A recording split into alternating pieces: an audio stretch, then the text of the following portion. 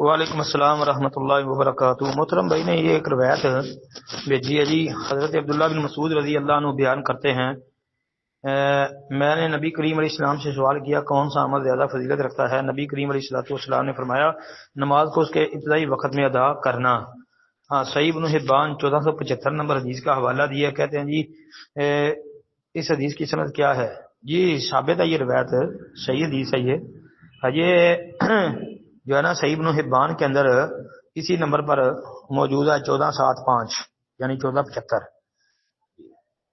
ای الاعمال افضل قال الصلاۃ فی اول وقتها، یہ ہے۔ پھر اس روایت کو بیان کرنے کے بعد صحیح ابن حبان کے محقق نے اس کو صحیح قرار دیا ہے صحیح کی شرط پر، اور ابن خزیمہ نے بھی اس کو صحیح قرار دیا ہے، اور پھر مستدرک حاکم جلد 1 صفحہ 188 پر یہ موجود ہے محمد بن بشار کی سند سے، اور امام حاکم نے صحیح کہا ہے، ذہبی نے موافقت کی ہے اس کے ساتھ۔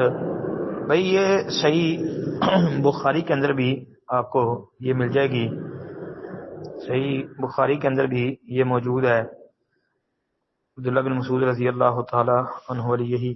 پھر آگے جو ہے نا اس کے بعد والی حدیث وہ بھی آپ دیکھ لیں 1476، اس کو بھی آپ سامنے رکھ لیں، وہ روایت بھی صحیح ہے۔ پھر 1477 دیکھیں، اس میں عبداللہ بن مسعود رضی اللہ عنہ نے یہی بات نبی علیہ السلام سے پوچھی تھی نا، ای الاعمال احب الی اللہ قال الصلاۃ لوقتها قال ثم ای قال بر الوالدین قال ثم ای قال الجہاد فی سبیل اللہ۔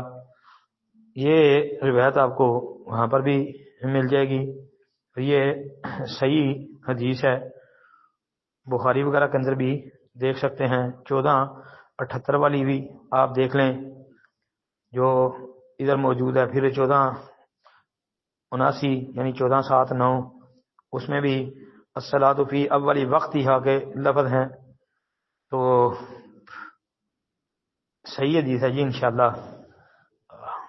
السلام علیکم ورحمۃ اللہ وبرکاتہ۔ السلام ورحمۃ اللہ وبرکاتہ۔ محترم بھائی نے یہ ایک اسکرین شاٹ بھیجا ہے، کہتے ہیں جی اس حدیث کا مفہوم بتا دیں، اور انہوں نے جو الفاظ انڈر لائن کیے ہیں کہ آگ کا ٹکڑا دے رہا ہوں، اس سے کیا مراد ہے، اور ایمان خوف اور امید کے بین بین ہے، اس لیے تقوی اختیار کرنا چاہیے۔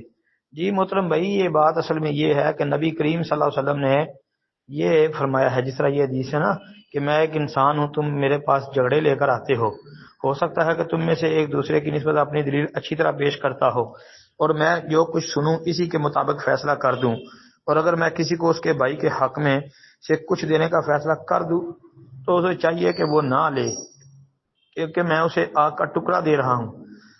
اب مطلب یہ ہے اس کا کہ دو بندوں کا جھگڑا ہو جائے اگر کچھ لین دین کے معاملے میں، زمین کے معاملے میں، تو وہ بندہ اگر عدالت میں آئے تو نبی کریم علیہ السلام نے فرمایا کہ جب وہ آپ آئیں گے میرے پاس، میں ان کی بات سنوں گا اور ان کے ظاہری دلائل کو سامنے رکھ کر میں فیصلہ کروں گا۔ اور بعض اوقات ہوتا ہے کہ ایک بندہ سچا ہوتا ہے لیکن اس کو زیادہ بات چیت کرنی نہیں آتی، ایک بندہ غلط ہوتا ہے لیکن وہ اپنی چتر زبانی کی وجہ سے اپنی دلائل پہ زیادہ مضبوطی سے پیش کر سکتا ہے، اور دوسرے کا حق ہتھیانے کی بھرپور کوشش کرتا ہے، اور قاضی کے سامنے، فیصلہ کرنے والے کے سامنے بڑی دلیلیں پیش کرتا ہے، تو اس کے حق میں قاضی فیصلہ کر دیتا ہے۔